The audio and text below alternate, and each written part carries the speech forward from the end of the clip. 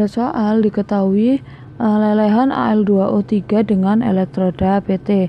Nah, oleh karena itu kita harus mengetahui yang pertama reaksi elektrolisis dari lelehan Al2O3 dahulu.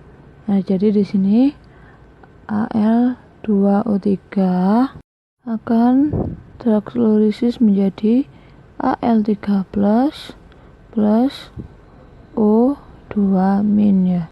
Nah, berdasarkan reaksi elektrolisis tersebut, maka Al di sini itu mengalami reduksi dan dia bertindak sebagai katoda, sedangkan O ini dia mengalami oksidasi dan dia akan bertindak sebagai anoda. Nah, selanjutnya kita menuliskan reaksi yang terjadi pada katoda dan anodanya ya. Jadi reaksi pada katoda dan reaksi pada anoda. Nah, untuk reaksi pada katoda kita hanya melihat kationnya. Di sini kan kationnya dia tuh Al3+. Nah, dia tuh termasuk golongan 3A.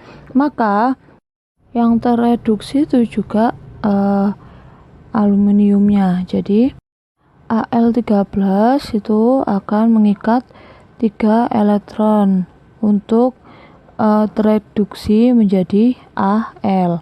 Nah, kemudian yang ada di anoda.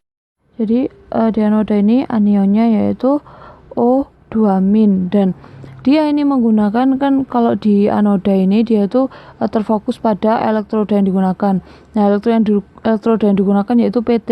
Itu ini dia itu merupakan elektroda yang inert, jadi tidak bereaksi. Maka yang teroksidasi pada anoda itu tetap O-nya. Jadi reaksinya 2O2- menjadi O2 plus 4 elektron.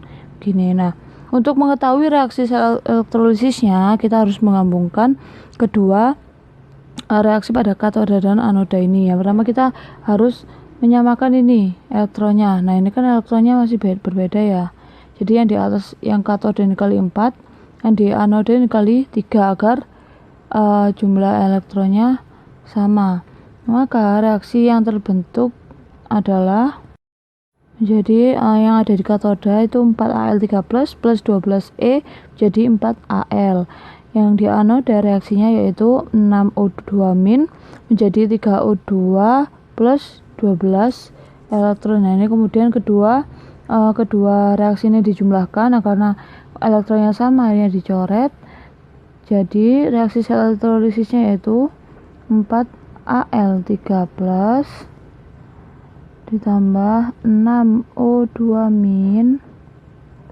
itu menjadi 4Al plus 3O2 gas O2.